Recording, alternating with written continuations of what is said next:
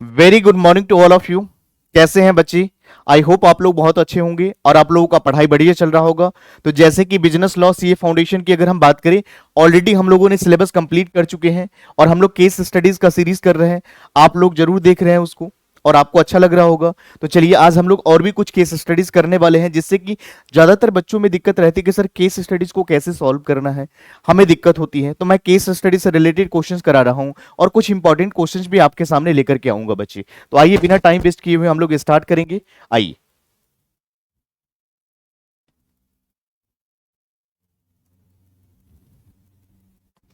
चलिए हम लोग आइए यहां पर बात करेंगे चैप्टर नंबर 2 यूनिट नंबर 1 की हम बात करेंगे। यहां पर सीए फाउंडेशन बिजनेस लॉ, यहां पर प्रॉब्लम नंबर 1 जहां पर agreement without legal obligation. Agreement तो है लेकिन जहां पर लीगल ऑब्लिगेशन नहीं है, यानी एनफोर्सेबल बाय लॉ नहीं है। आइए यहां पर हम लोग करेंगे क्वेश्चंस को। पहले सबसे पहले प्रॉब्लम को हम लोग पढ़ेंगे। A promises to give his younger brother, A promises to give his younger brother 10,000 of every month as a pocket money if he behaves nicely at home. The brother behaves well for 2 months, but A stop giving the money later. The younger brother now wants to sue. A can he do so? क्या वो ऐसा कर सकता है? Second सवाल यहां पर है, explain with the reference of Indian contract act 1872। क्या ये क्वेश्चंस पढ़ करके आपको कुछ चीजें समझ में आ रहा है बच्ची? तो आइए सबसे पहले यहां पर क्या, A promise to give his younger brother 10,000 of every month देने की वादा कर रहे हैं अपने यंगर ब्रदर को, pocket money if behaves nicely at home. The brother behaves well of 2 month, वो 2 महीने तक सही तरीके से करा, but A stop giving the money later. The younger brother now wants to sue। यहां पर यंगर ब्रदर जो है वो केस करना चाहते हैं एक अगेंस्ट में। बताइए कैन ही डू सो, क्या ऐसा वो कर सकता है? Explain with the reference of Indian contract act 1872। तो आइए बच्चे सबसे पहले हम लोग क्या करेंगे, मैंने बताया था सबसे पहले आप क्या करेंगे, प्रोविजन लिखेंगे, उसके बाद फैक्ट ऑफ द केसेस और उसके बाद लास्ट में क्या करेंगे, कंक्लूजन। और एनालिसिस एंड कंक्लूजन का काम करते हैं। तो नंबर 1 सबसे पहले, section 10 of the Indian contract act 1872 state that a contract must be made with the intention to create a legal obligation या relationship. Social and domestic agreements do not fall under the valid contract. बिल्कुल सही बात है, social and domestic agreement तो होता है but contract नहीं बनता है। क्यों? क्योंकि intention to create legal relationship जो होता है वहां पर मिसिंग होते हैं बच्चे, इस बात का ध्यान रखेंगे। As the lack of enforceability, बिल्कुल सही बात है। चलिए, in this case the promise made by A, in this case the promise made by A to his younger brother was within a domestic relationship and does not involve any legal intention. Even though the brother fulfilled the condition, the agreement was not intention to create legal relationship या not binding legally।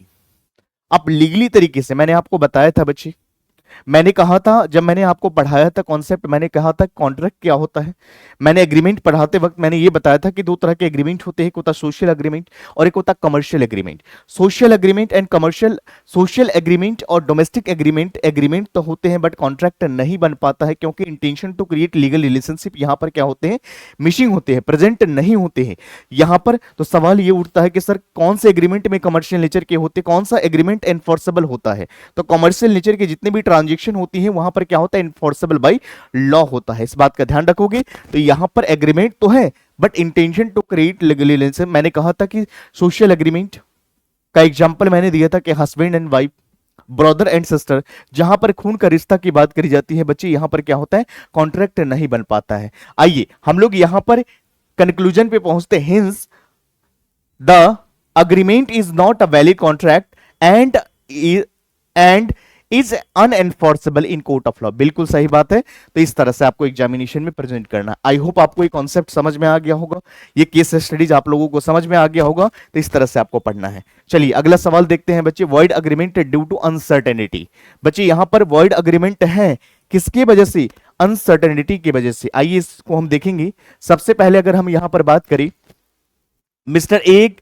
Mister A agrees to sell 100 tons of oil to mister V without specifying the type of oil. बच्चे मैंने आपको बताया था agreement के अंदर कि यहां पर अनसर्टेनिटी, जब मैंने सेक्शन 10 के अंदर बताया था कि सबसे पहले ऑफर एंड एक्सेप्टेंस का होना जरूरी है, यहां पर कंसिडरेशन का होना जरूरी है, फ्री कंसेंट का होना जरूरी है, यहां पर अनसर्टेनिटी होना चाहिए, यानी कहने का मतलब चीजें सर्टेन होना चाहिए, क्लियर होना चाहिए, अनसर्टेनिटी नहीं होना चाहिए। जैसे मैं क्या बेच रहा हूं, क्या परचेज कर रहा हूं, तो यहां पर जैसे मैंने कहा कि मुझे ऑयल भेज देना, तो मैंने ये स्पेसिफाई नहीं करा कि कौन सी ऑयल हमें चाहिए, तो यहां पर स्पेसिफाई करना पड़ेगा। तो चीजें यहां पर क्या है बच्चे, अनसर्टेन है। तो आइए हम लोग यहां पर देखेंगे, according to section 29 of the Indian contract act 1872, agreement that gives are vague और अनसर्टेन। जब भी अगर कोई एग्रीमेंट वेग होता है, अनसर्टेन होता है, मीनिंग तो वॉइड बन जाता है and unenforceable. In this case, agreement is silent on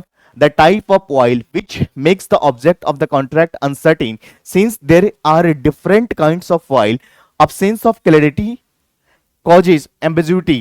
तो इस कंडीशन में क्या होते हैं बच्चे, आइए कंक्लूजन की अगर हम बात करें तो the agreement is void due to uncertainty of the terms. I hope आपको ये समझ में आ गया होगा बच्चे।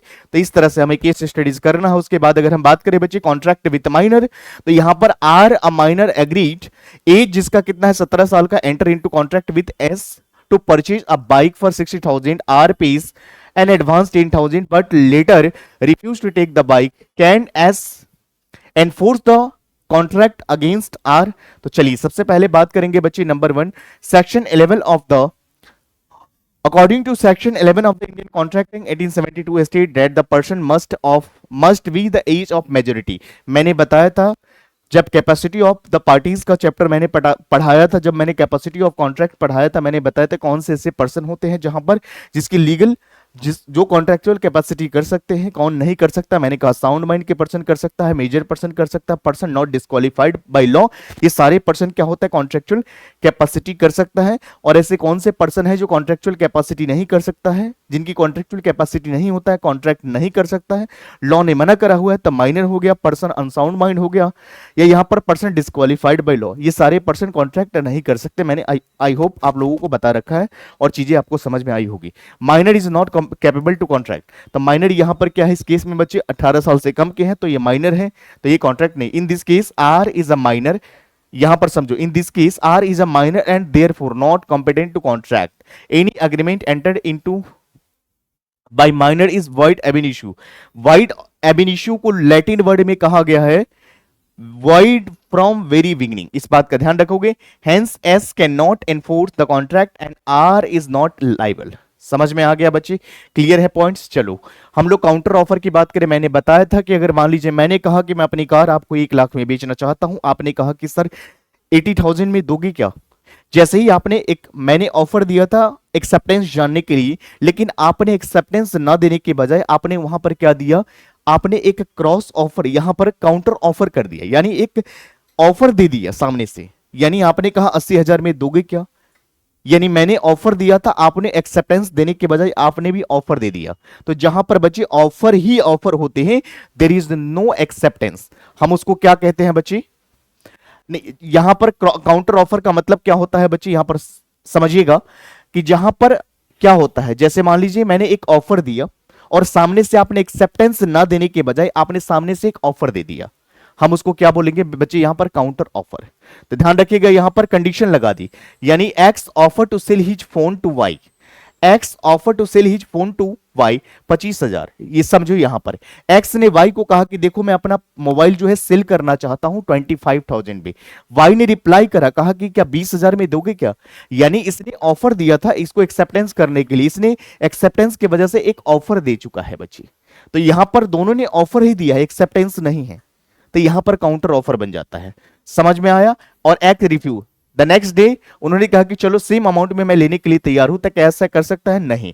Under a contract law counter offer amount to rejection of the original offer. जैसे ही आपने 20,000 का ऑफर दिया, मैंने कहा मैं अपनी कार 1 लाख में बेचना चाहता हूं, आपने कहा 80,000 में दोगे क्या, जैसे ही आपने एक ऑफर दे दिया सामने से, ओरिजिनल ऑफर मेरा क्या हो चुका है बच्चे, यहां पर रिजेक्ट हो चुका है, खत्म हो चुका है। अब मेरे पास ऑफर ही नहीं, तो एक्सेप्टेंस किस बात का, original offer is rejected, it can not be accepted later unless the renewed by the offered.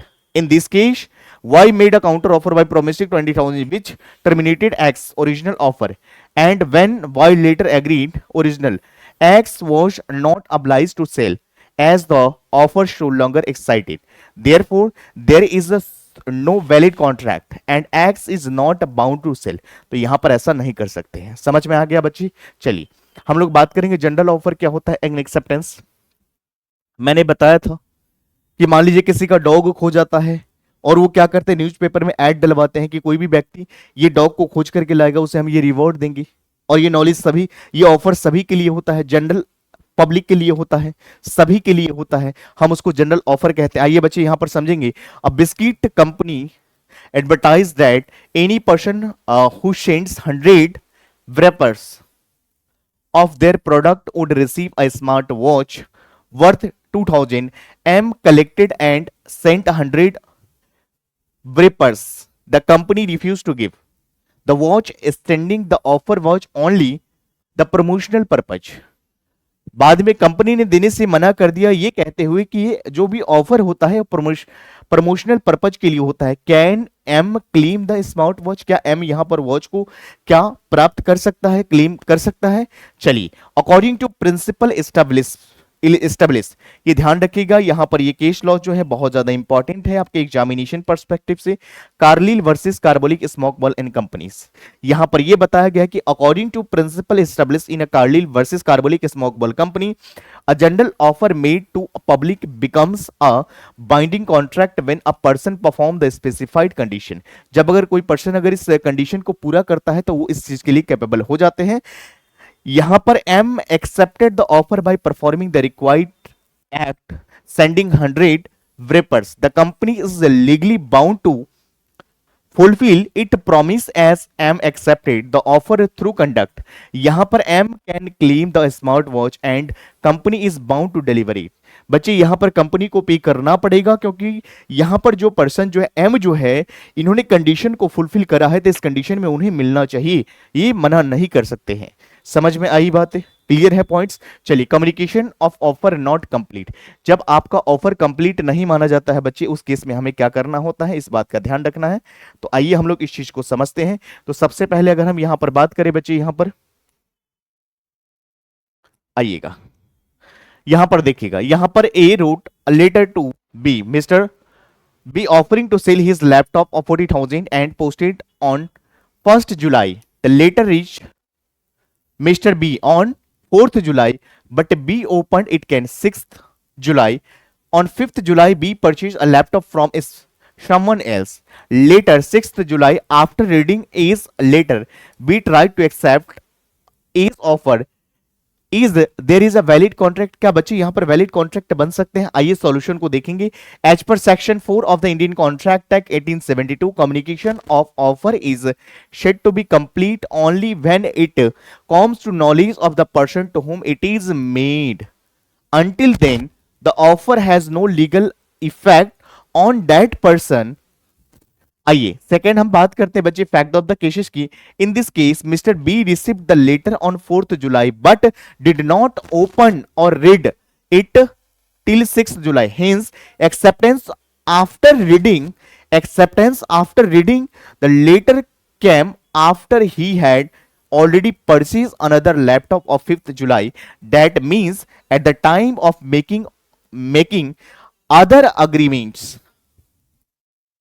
arrangements, B had no knowledge of A's offer. B को इसके बारे में कुछ नहीं पता है, तो therefore the communication of offer was not complete until 6th July.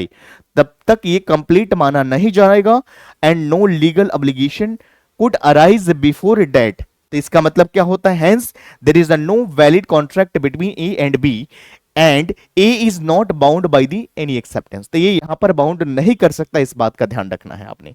चलो उसके बाद बात करते हैं बच्चे valid contract and supported by lawful consideration. Ravi agrees to fix a electrical wiring in a Sumit office for 15,000. Ravi complete the job in 4 days and asked for payment, but Sumit refuses to pay, saying that it was done without written agreement.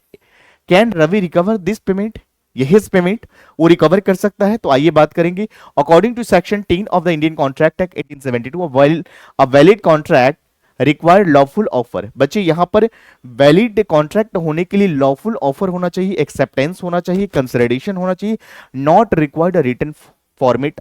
बच्चे ध्यान रखिएगा, मैंने आपको बताया था valid contract होने के लिए क्या होना चाहिए, ऑफर एंड एक्सेप्टेंस का होना जरूरी है, intention to create legal relationship का होना जरूरी है, कंसिडरेशन का होना जरूरी है, लेकिन यहां पर रिटेन होना जरूरी नहीं है बच्चे, ऐसा नहीं होना चाहिए unless specifically mention by the law certain types of contract. Hence here there was a clear oral agreement between Ravi and Sumit. बच्चे रवि एंड सुमित के बीच में ओरल अग्रीमेंट हुआ है। Ravi perform the work completely as agreed, Sumit refusal to pay a breach of contract. Also section 2 subsection D के अंदर बता रखा है, डिफाइन करा consideration as something in return. बच्चे ये बात का ध्यान रखेंगे, which Ravi has already provided, जो रवि ने प्रोवाइड कर चुका है। तो Ravi is entitle to 15,000 as it was a valid and oral contract with the lawful consideration and it can be recover the amount legally। बिल्कुल सही बात है, इसको लीगल तरीके से रिकवर किया जा सकता है। समझ में आ गया।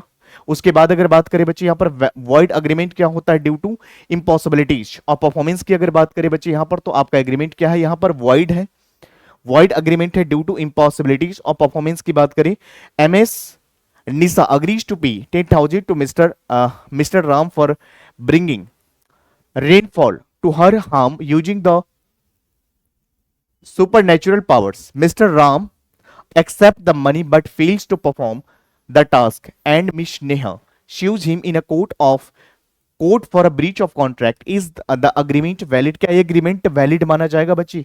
तो आइए हम लोग समझेंगे। According to section 56 of the Indian Contract Act 1872, agreement to do an act that impossible in it is a void, law does not enforce such agreement, they cannot be performed।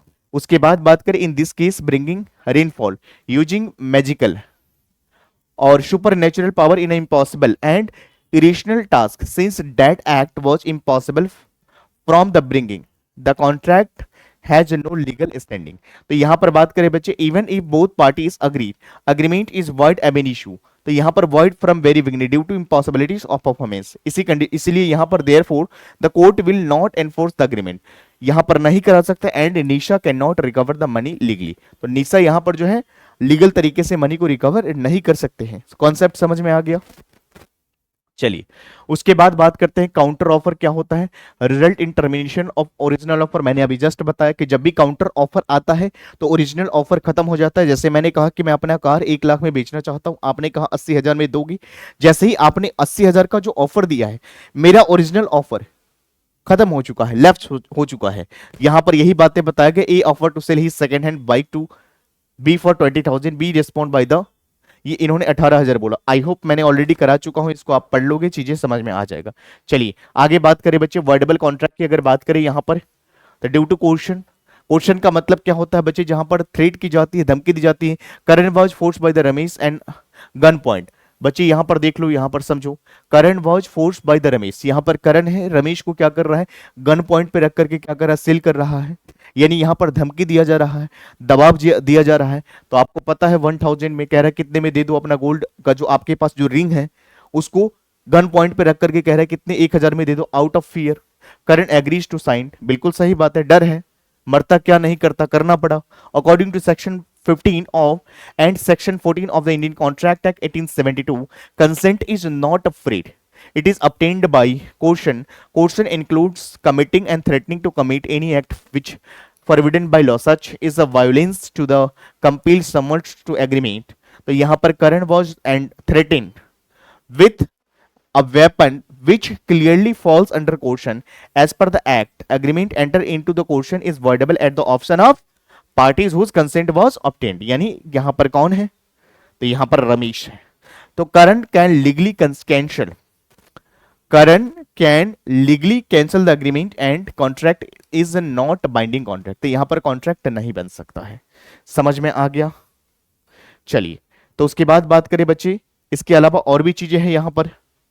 तो इसको हम लोग कल के क्लास में complete करेंगे। आप लोग यहाँ तक आप लोग रिवाइज करेंगे, यहाँ तक केस स्टडीज को करो। आई होप कि आप लोगों की बाकी और भी, जिस तरह से मैं यहाँ पर इंडियन कॉन्ट्रैक्ट एक्ट को लेकर के आ रहा हूँ, इस तरह से मैं सेल्स ऑफ गुड्स एक्ट का भी कराऊंगा, पार्टनरशिप एक्ट का भी कराने वाले, और भी बाकी जितने भी एक्ट हैं सभी एक्ट को हम कराने वाले हैं। तो प्लीज जिन बच्चों ने अभी तक वीडियोस को नहीं देखा है या आपने कॉन्सेप्ट अभी तक रिवाइज नहीं करा है, तो प्लीज जाकर के आप देख सकते हैं। और बाकी केस स्टडीज आपके एग्जामिनेशन के लिए बहुत ज्यादा इंपॉर्टेंट है। इंपॉर्टेंट क्वेश्चंस भी मैंने करा रखा है अपने चैनल पे, जाकर के उसको जरूर देखेंगे और जितना हो सके इसको शेयर करें। बाकी मिलते हैं अगले पार्ट में, अगले वीडियोस के साथ। यहां तक देखेंगे, मिलते हैं अगले पार्ट में। Thank you so much, take care.